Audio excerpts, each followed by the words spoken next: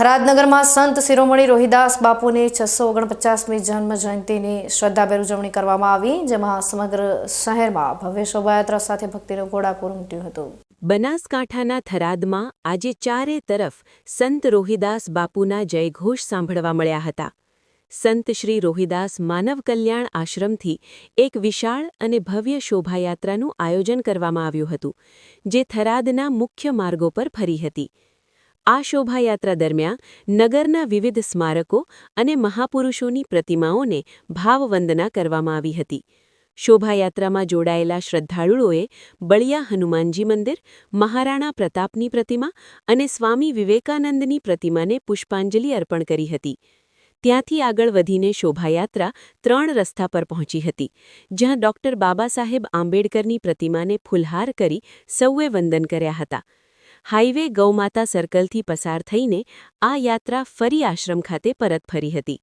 સમગ્ર રૂટ દરમિયાન વિવિધ સામાજિક સંસ્થાઓ દ્વારા શોભાયાત્રાનું ભવ્ય સ્વાગત કરવામાં આવ્યું હતું। મહત્વનું છે કે આ ધાર્મિક મહોત્સવમાં સંત શ્રી જામનાથ બાપુની પ્રેરક ઉપસ્થિતિ રહી હતી। તેમની સાથે વિશ્વ હિન્દુ પરિષદ, RSS, બજરંગ દળના હોદ્દેદારો અને હિન્દુ સમાજના લોકો મોટી સંખ્યામાં કેસરિયા માહોલમાં જોડાયા હતા। ભજન અને ભક્તિના તાલે નીકળેલી આ યાત્રાએ થરાદ નગરને આધ્યાત્મિક રંગે રંગી દીધું હતું।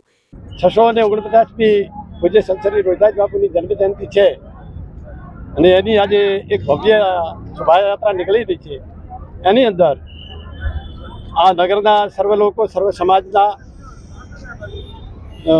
શોભાયાત્રાની અંદર જોડાયા છે અને જે તે પ્રકારે સંત શ્રી રોહિદાસ બાપુની સ્વાગત અને સન્માન થઈ રહ્યું છે।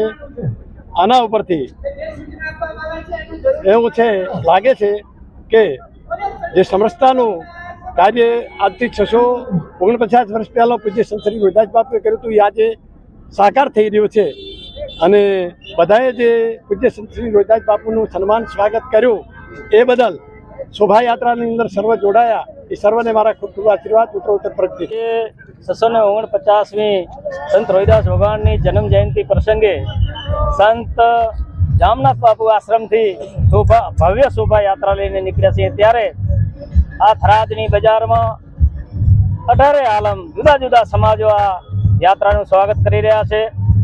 એટલે ચોક્કસ સંત રોહિદાસ ભગવાનનો જે ઉદ્દેશ હતો સમરસતાનો, એ આજે થરાદમાં ચોક્કસ ફરીભૂત થઈ રહ્યો છે। આ યાત્રા 18 આલમની અંદર જ્યારે સમરસતાનો ભાવ પ્રસરી રહ્યો છે, ત્યારે મને વિશ્વાસ છે કે એક હિન્દુ રાષ્ટ્ર બનીને જ આ ભારત રહેશે।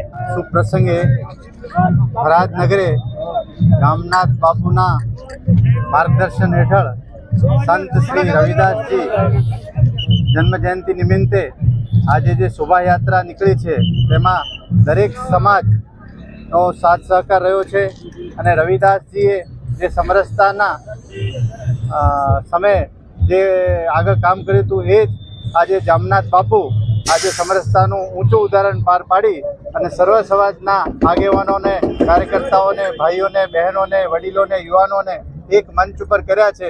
તે બદલ આ જામનાથ બાપુનું અને આ સેવા ટ્રસ્ટનું હું ખૂબ દિલથી આભારી છું અને આખા જિલ્લામાં, આખા ગુજરાતમાં, સનાતન આખા ભારત દેશમાં હિન્દુ સમાજ એક થાય અને નેક થાય અને પ્રગતિમાં સૌ આગળ વધીએ, એ જ આજના દિવસે આપ સૌને શુભકામના। થરાદમાં નીકળેલી આ શોભાયાત્રાએ સાબિત કરી દીધું કે સંતોના વિચારો આજે પણ સમાજને એક સૂત્રે બાંધવાનું કામ કરી રહ્યા છે।